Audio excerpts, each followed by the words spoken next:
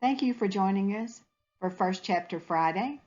Today we will be reading I Am Number 4, written by Pittacus Lore. None of us came here. We look like you, we talk like you, we live among you, but we are not you. We can do things you dream of doing. We have powers you dream of having. We are stronger and faster than anything you have ever seen. We are the superheroes you worship in movies and comic books, but we are real. Our plan was to grow and train and become strong and become one and fight them.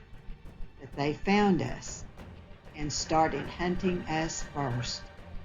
Now all of us are running. 1, 2, and 3 have been killed. I am number 4.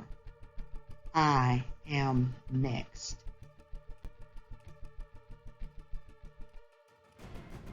The door starts shaking. It's a flimsy thing made of bamboo shoots held together with tattered links of twine. The shake is subtle and stops almost immediately. They lift their heads to listen. A 14-year-old boy and a 15-year-old man, who everyone thinks is his father, but who was born near a different jungle on a different planet hundreds of light years away. They are lying shirtless on opposite sides of the hut, a mosquito net over each cot. They hear a distant crash, like the sound of an animal breaking the branch of a tree, but in this case, it sounds like the entire tree has been broken. "What was that?" the boy asks. "Shh," the man replies. They hear the chirp of insects, nothing more. The man brings his legs over the side of the cot when the shake starts again. A longer, firmer shake, and another crash. This time closer. The man gets to his feet and walks slowly to the door. Silence. The man takes a deep breath as he inches his hand to the latch. The boy sits up. "No," the man whispers, and in that instant, the blade of his sword, long and gleaming, made of a shining white metal that is not found on earth, comes through the door and sinks deeply into the man's chest. It protrudes 6 inches out through his back and is quickly pulled free. The man grunts. The boy gasps. The man takes a single breath and utters one word. "Run!"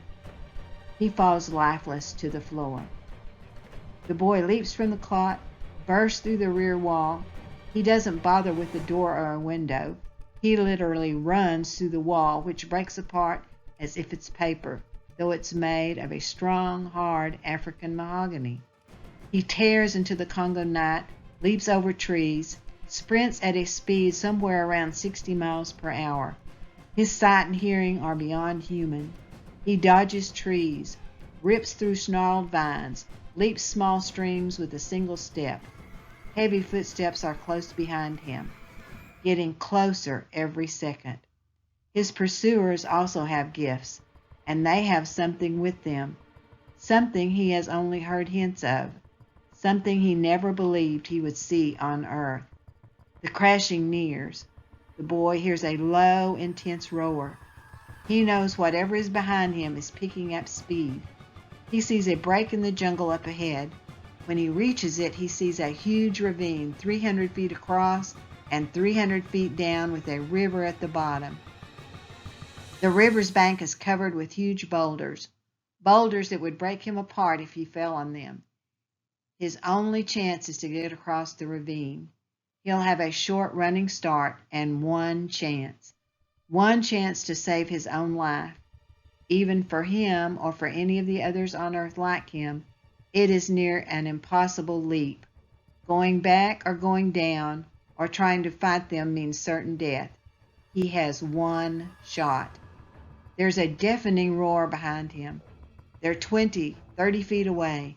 He takes 5 steps back and runs, and just before the ledge he takes off and starts flying across the ravine.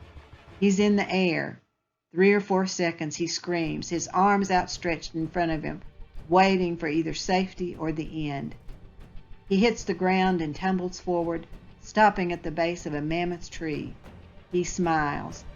He can't believe he made it, that he's going to survive. Not wanting them to see him and knowing he needs to get further away from them, he stands. He'll have to keep running. He turns toward the jungle. As he does, a huge hand wraps itself around his throat. He is lifted off the ground.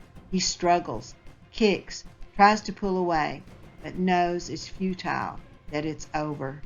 He should have expected that they'd be on both sides, that once they found him, there would be no escape. The Magordian lifts him so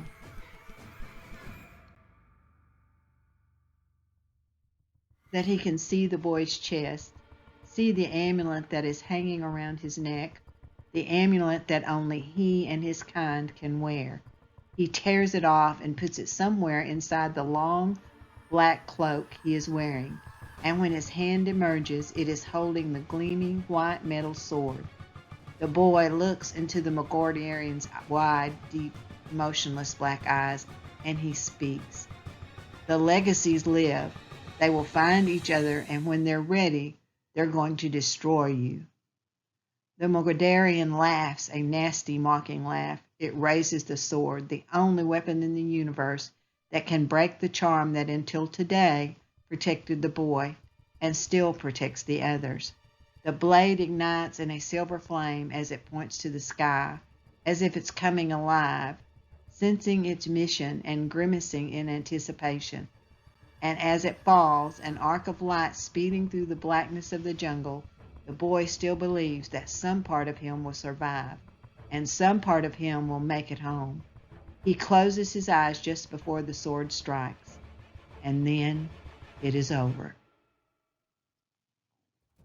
Chapter 1. In the beginning, there were 9 of us. We left when we were young, almost too young to remember. Almost. I'm told the ground shook, that the skies were full of light and explosions. We were in that 2-week period of the year when both moons hang on opposite sides of the horizon. It was a time of celebration, and the explosions were at first mistaken for fireworks. They were not. It was warm. A soft wind blew in from off the water. I'm always told the weather. It was warm. There was a soft wind. I've never understood why that matters. What I remember most vividly is the way my grandmother looked that day. She was frantic and sad. There were tears in her eyes. My grandfather stood just over her shoulder. I remember the way his glasses gathered.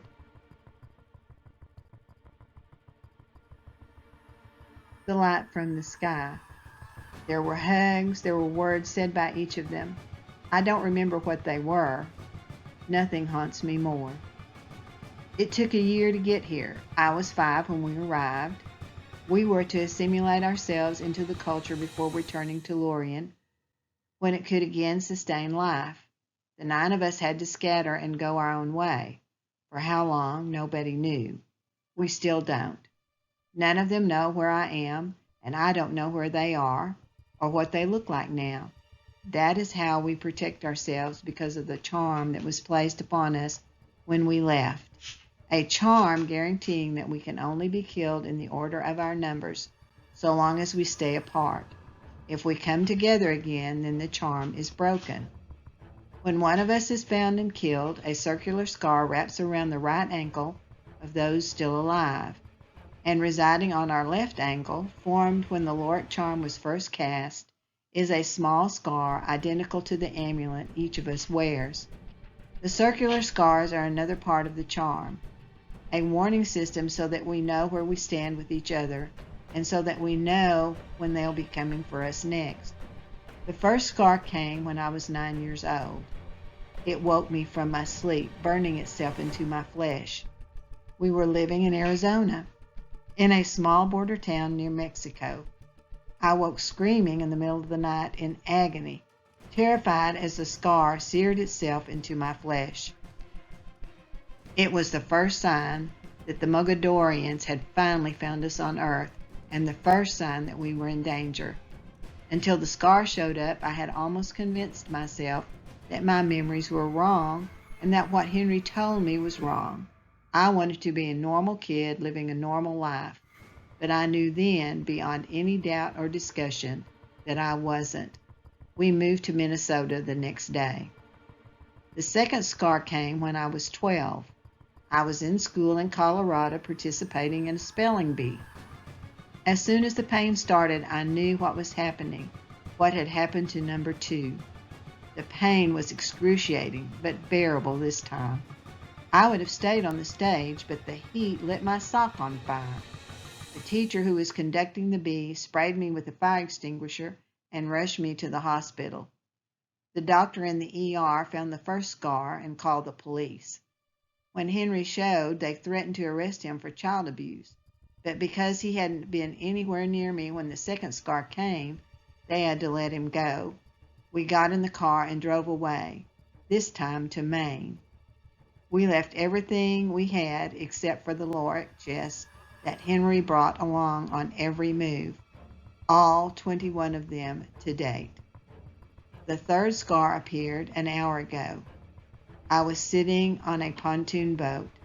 The boat belonged to the parents of the most popular kid at my school, and unbeknownst to them, he was having a party on it. I had never been invited to any of the parties at my school before. I had always, because I knew we might leave at any minute, kept to myself. But it had been quiet for 2 years. Henry hadn't seen anything in the news that might lead the Mogadorians to one of us or might alert us to them. So I made a couple of friends, and one of them introduced me to the kid who was having the party. Everyone met at a dock. There were 3 coolers, some music, girls I had admired from afar but never spoken to, even though I wanted to. We pulled out from the dock and went half a mile into the Gulf of Mexico.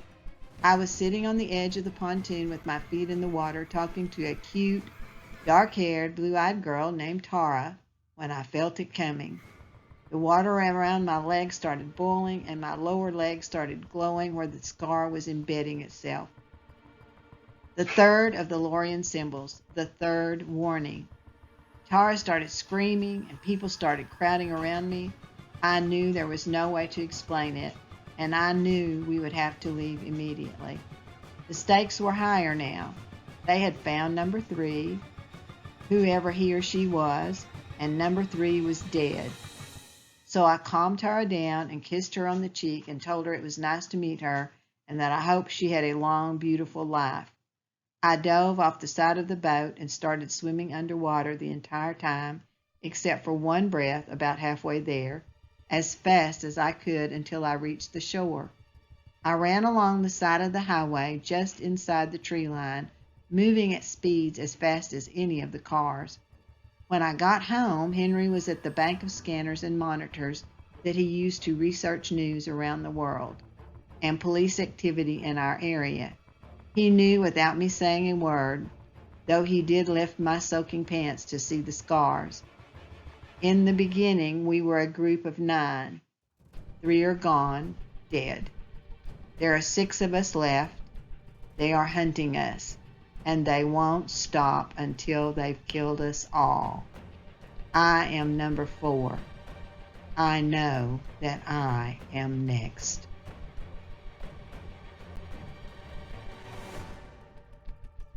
We hope you enjoyed the first chapter of I Am Number 4 during the DeSoto ISD Library's First Chapters Friday reading celebration. If you'd like to read more of I Am Number 4, check out the book at your local library or check your local school library.